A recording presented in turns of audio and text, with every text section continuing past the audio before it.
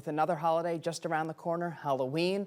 Beware, because anything can happen in spooky season, and any day that ends in Y is spooky in the MAC. East versus West, Toledo and Buffalo, the top two teams battling it out. Rockets favored by 7.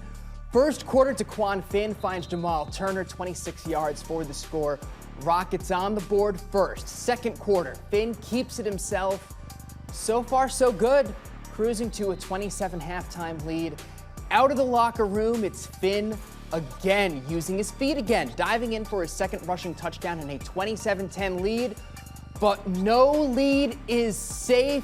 Danger lurks. Start of the fourth, Cole Snyder connects with Jamari Gassett.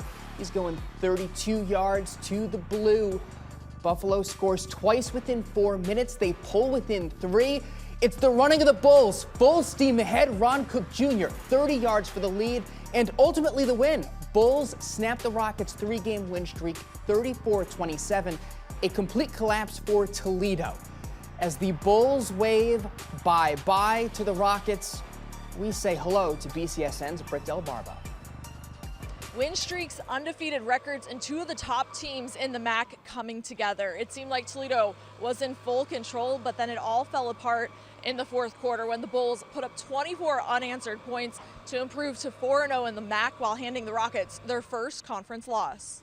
There was a stretch in the third quarter there from the finish of the third quarter, to the beginning of the fourth where, we weren't at our best, a couple 3-and-outs, and, they got a couple timely third down conversions that they turned into touchdowns that ultimately in the end allowed them to have a comeback and bit us in the backside. I said we just got a little lax. The biggest thing we've been emphasizing these past few weeks is just finish, which we didn't do here.